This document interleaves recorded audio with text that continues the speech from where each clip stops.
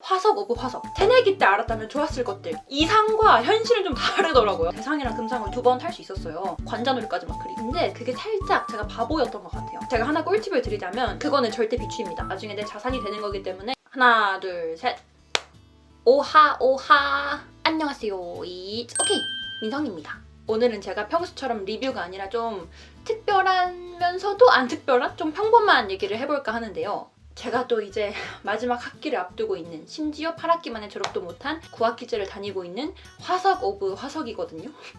전 평생 제가 새내기일 줄 알았는데 어느새 제가 화석이 되어 있네요. 아무튼 이제 3월이잖아요. 가끔 구독자분들께서 이제 새내기인데 대학생활 어떻게 잘할 수 있냐, 어떻게 하면 좀 알차게 대학생활을 보낼 수 있냐, 이런 댓글을 가끔 많이 달아주셔서 제가 준비했습니다. 졸업을 앞두고 있는 5학년이 알려주는 새내기 때 알았다면 좋았을 것들, 제가 대학생활을 직접 하면서 느끼고 경험했던 그런 꿀팁들을 좀 알려드릴까 합니다. 안 궁금해도 궁금하다고 해주셔야 돼요. 그래서 지금부터 말씀드릴 이야기는 새내기 분들에게는 되게 알면 좋은 꿀팁이 될 수도 있고, 저처럼 졸업을 앞두거나 이미 졸업을 하신 분들께는 아 그치, 대학생활 땐 저런 게 중요하지 라고 잠깐 추억 회상을 할 수도 있는, 그런 공감을 형성할 수 있는 이야기가 될 수 있지 않을까 싶습니다. 우선 첫 번째는 동아리입니다. 동아리는 아마 새내기 대부분의 로망일 거예요. 왜냐면 저만 해도 대학교 처음 입학할 때 과 활동보다 동아리 활동이 막 더 기대되고 했거든요. 그리고 아마 대학교 생활을 하면서 동아리를 최소 하나쯤은 해보신 분들이 대다수일 정도로 대학교 때 동아리는 뭐 거의 필수 아닌 필수이기도 하죠. 저는 이제 서강대학교를 나왔는데 서강대학교 최대 규모 동아리인 외국인 교환학생 봉사 동아리를 했어요. 이게 최대 규모일 수밖에 없는 게 한국인들과 외국인 교환학생들이 같이 포함돼서 숫자로 계산됐기 때문에 최대 규모였거든요.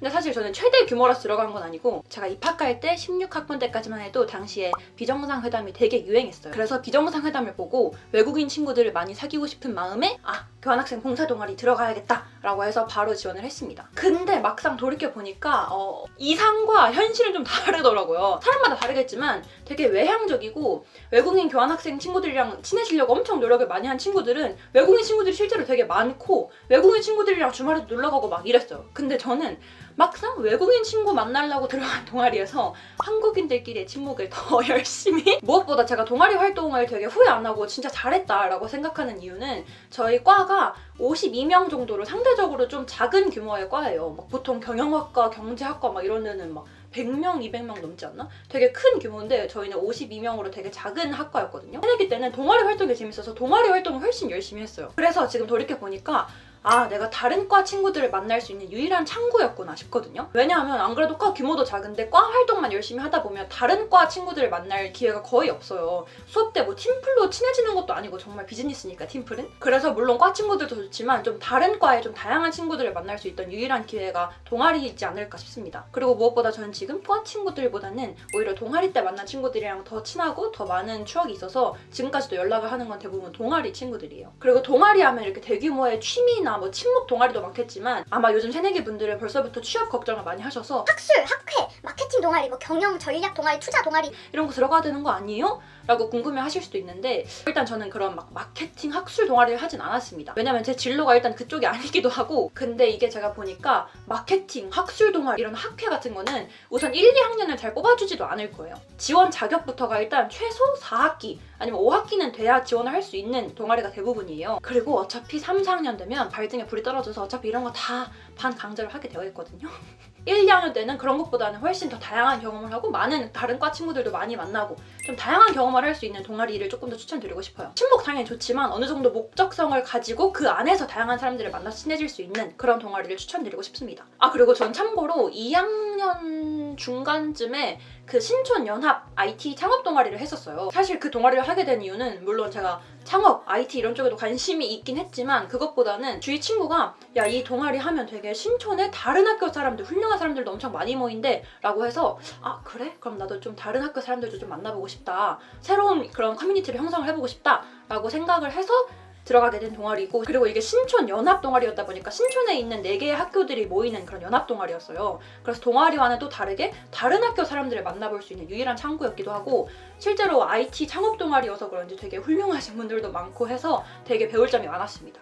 그리고 두 번째는 대외 활동인데요. 대외 활동 역시 많은 새내기 분들이 나 대외 활동 어떻게 해야 되냐 벌써부터 걱정을 많이 하고 계신 것 같은데, 일단 결론부터 말씀을 드리자면 주위 친구들이 야, 넌 무슨 대외활동 그렇게 많이 했냐? 라고 할 정도. 정도로 진짜 대외 활동을 많이 했는데, 사실 이게 양보다는 퀄리티이기 때문에 많이 한다고 다 좋은 건 아닌데, 나 대외 활동 많이 해야지 라고 마음먹어서 막 지원했던 건 아니고, 아무래도 제가 관심 있는 분야가 있어서 그 분야의 대외 활동 하나 시작을 하다 보니까 이것도 재밌겠다. 해봐야지. 이것도 재밌겠다. 해봐야지. 저것도 재밌겠네? 해볼까? 이렇게 해서 대외 활동을 되게 많이 했던 것 같아요. 근데 이제 졸업을 앞둔 지금으로서는 당시에 저를 되게 칭찬해주고 싶은 게, 그래도 대외 활동을 몇 가지 해놓으니까 여기서 살릴 경험들이 되게 많더라고요. 난 이런 경험을 해서 이런 거 배웠고 뭐 이런 사람들을 만났다 라고 쓸 경험이 되게 많아서, 그래서 자기 관심사가 있는 대외 활동을 저도 꼭 추천을 드리고 싶습니다. 근데 대외 활동이 내가 하고 싶다고 해서 다 되는 게 아니잖아요. 아무래도 요즘 대외 활동은 일단 지원할 때부터 경쟁률도 되게 빡세고, 거기에 또 면접도 보고, 그리고 또 가끔 엄청 큰 규모의 대외 활동은 사전 미션 같은 것도 막 제출하라고 하잖아요. 그래서 이런 거 나 다 해보고 싶은데 계속 떨어져요 하시는 분들은,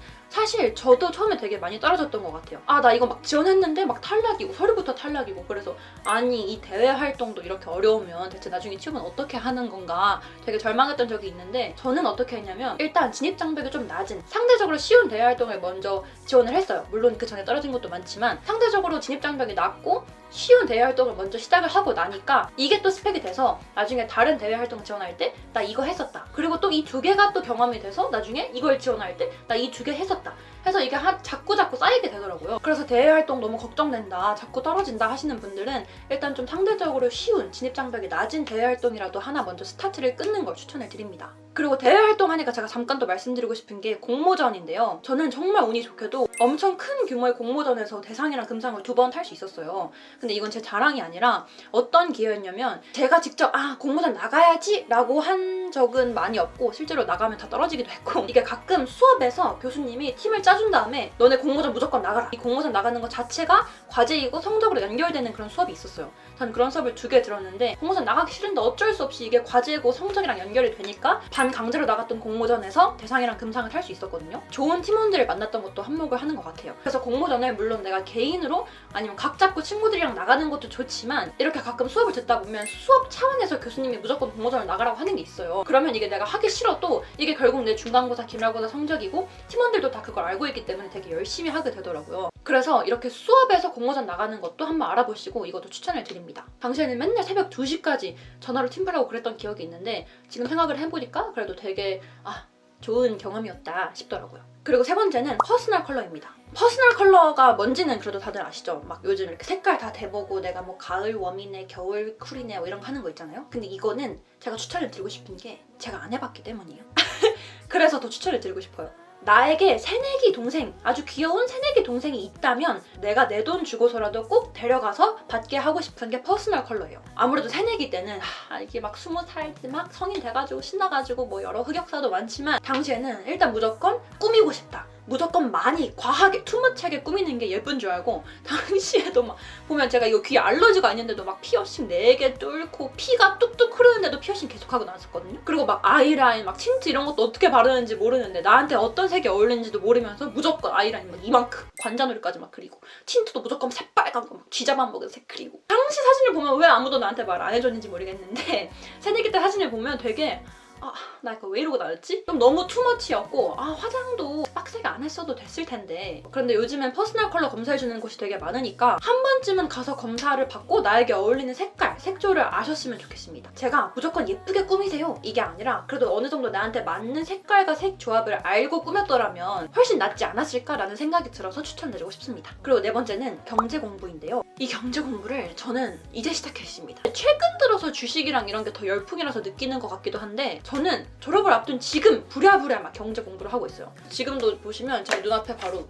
이 경제기사 300문 300답 뭐 이런 책이 있는데, 요즘 주식 경제 공부가 열풍인 만큼 저는 만약 시간을 되돌린다면 1, 2학년 때 조금이라도 경제, 주식 공부를 시작을 했을 것 같아요. 저는 완전 뼛속까지 문과거든요. 어문 계열이라서 언어 배우는 거 좋아하고 수학, 과학 절대 싫어하는 스타일이에요. 참고로 제가 고등학교 때 화학이 9등급이 나온 적이 있어요. 그래서 대학교 입학하자마자 아싸, 나는 이제 수학, 경제, 그래프 이런 숫자는 더 이상 안 봐도 되겠구나, 와 너무 신난다 막 이랬거든요. 근데 그게 살짝 제가 바보였던 것 같아요. 새내기 때 그래도 조금이라도 이런 학업적인 경제 공부 말고 이 세상 돌아가는 경제 흐름은 좀 알았으면 좋지 않았을까 싶어요. 돈 관리 개념도 생기고 주위 어른들이 그랬거든요. 주식을 10만 원이라도 투자를 해봐라. 이게 네 돈이 왔다 갔다 하는 거기 때문에 어쩔 수 없이 공부를 하게 된다. 제가 지금 이제 주식을 시작한 지 한 달도 안 된 사람 입장에서 들어보니까 그게 무슨 말인지 이제 알 것 같더라고요. 아무래도 내 돈을 조금이라도 투자를 해보는 거랑 아예 관심이 없는 거랑은 완전 다르니까요. 요즘 주식 관련해서 워낙 책도 잘 돼 있고 팟캐스트 너무 잘 되어 있으니까 조금씩 들으면서 주식이라는 게 이런 거구나, 경제라는 게 이런 거구나, 세상은 이렇게 돌아가는구나, 이런 거를 좀 공부를 했으면 좋았을 것 같습니다. 그리고 5번째는 알바입니다. 알바도 많은 분들이 빠르면 고등학생 때부터 이제 하실 텐데, 알바라는 게 물론 돈을 벌려고 대학생인 입장에서 당장 돈을 벌 수 있는 가장 쉽고 빠른 수단이기도 하고 용돈벌이, 그러니까 돈을 버는 게 가장 큰 목적이긴 하지만 저는 알바를 꼭 돈 때문이라기보다는 약간 뭐랄까 간접적으로 20살 대학생이 사회 돌아가는 걸 배울 수 있는 경험이었어요. 꿀알바의 대명사라고 하는 과외도 해봤는데 당연히 돈을 생각하면 시간 대비 과외가 훨씬 많이 벌지만 제가 아마스빈 알바를 했었거든요. 아마스빈 그런 카페 알바했을 때가 더 되게 재밌고 시간도 훨씬 빨리 가고 지금 생각하면 훨씬 뭔가 배우는 건 많았다라고 생각을 하거든요. 당연히 돈을 빼고 생각을 했을 때 얘기입니다. 왜냐하면 지금까지는 내가 항상 손님이었잖아요. 그래서 어디 가서 물건을 사는 입장이었는데 처음으로 내가 카페 가서 이런 음료수도 만들었고 물건을 파는 입장이 돼보니까 가끔 이런 진상 손님들 만나고 하면서 이런 게 사회구나, 돈 벌기가 이렇게 힘들구나, 시급이 이렇게 적구나, 내가 그렇게 하루 종일 일했는데도 이거밖에 안 들어오는구나 하면서 뭔가 되게 사회적인 경험을 쌓았던 것 같아요. 그리고 알바라는 게 당연히 사람마다 다르겠지만 그래도 대학생 때 하기 가장 좋은 거라고 생각을 하거든요. 내가 취업을 하고 당장 회사원인데 시간 내서 알바를 하기에는 많이 힘드니까 대학생 때 더 쉽게 할 수 있는 게 알바인 것 같아서 저는 지금 생각하면 진짜 알바 더 하고 싶어요. 그리고 그 다음은 휴학인데요. 누구보다 빨리 졸업해서 누구보다 빨리 돈 벌어야지 라고 생각을 했던 사람이었어요. 제가 3학년 때 휴학을 했는데 휴학을 하기 그 전까지도 동일한 생각이었거든요. 그런데 어쩌다 보니까 3학년 때 1년을 휴학을 하게 됐어요. 이것도 처음엔 6개월만 하려다가 6개월 더 연장을 한 거거든요. 근데 당시에는 이거 휴학 원서를 내면서 이거 내가 지금 휴학을 하는 게 맞나? 휴학하면 되게 처지는 거 아닐까? 남들 다 졸업할 때 나 졸업 못하는 거 아닌가? 휴학하고 뭔가 엄청 알찬 걸 해야 될 것 같은데 나에게 그런 지금 목표가 있나? 라고 이 휴학 원서 하나 제출하면서도 되게 불안해했던 것 같아요. 근데 지금 생각해보면 진짜 너무 잘했고 휴학 너무 강추하고 오히려 조금 더 할 수 있었으면 더 해도 되겠는데? 싶기도 합니다. 주위에도 휴학을 한 번도 안 하고 4년 만에 칼 졸업하신 분들도 당연히 있지만 휴학을 한 친구들이 난 휴학하고 되게 많은 걸 배웠다, 휴학하길 잘했다, 오히려 휴학을 더 했어도 괜찮았을 것 같다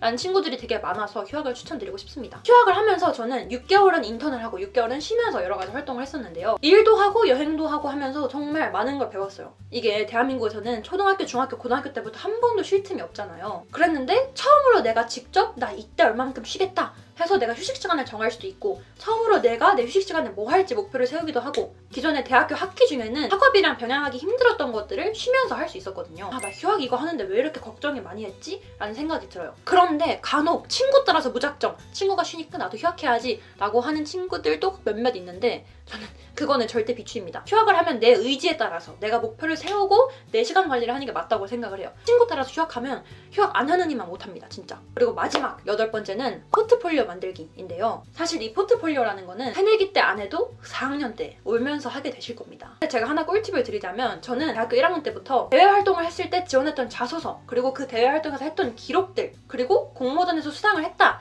그럼 수상했을 때 그 기획서 PDF 파일 이런 거를 다 블로그에 이제 나만 보기로 비공개로 기록을 해놨어요. 이렇게 다 기록을 해두면 내가 만약에 이 대외 활동이나 동아리에 지원할 때 자소서를 처음부터 쓰는 게 아니라 내가 기존에 썼던 거를 살짝만 변형시키면 되니까 되게 편했고 자소서들을 이렇게 쭉 보면 되게 내가 이렇게 커왔구나, 내 성장 과정이 하나 보이기도 합니다. 그리고 대외 활동 같은 것도 한참 그때만 열심히 하고 이거 대외 활동 끝나면 더 이상 쓸 일 없겠지 했는데 다 나중에 쓸 일이 있더라고요. 특히 취업할 때 되게 큰 도움이 될 거니까 당시에 내가 수상했던 그 공모전 PDF 파일이나 기획서, 내가 했던 모든 활동들을 최대한 다 기록을 해두시길 바랍니다. 특히 4학년 때 취업을 하게 되다 보면 이제 기업에서 포트폴리오를 요구하는 경우도 되게 많은데 그럴 때 다 포트폴리오를 처음부터 만드는 것보다 1학년 때부터 이렇게 나만 보기로라도 블로그에 기록을 쫙 해두면 내가 1학년 때 이런 걸 했구나, 2학년 때 했던 활동들 사진은 여기 있구나, 내가 이런 수상을 했구나, 이런 걸 더 쉽게 수월하게 만들 수 있어서 전 추천을 드려요. 참고로 저도 최근에 포트폴리오를 만들어 봤는데 저는 노션으로 기준으로 만들었거든요. 그냥 공모전 수상 이렇게만 쓰는 게 아니라 어떤 기획서로 어떤 기획안을 제출했는지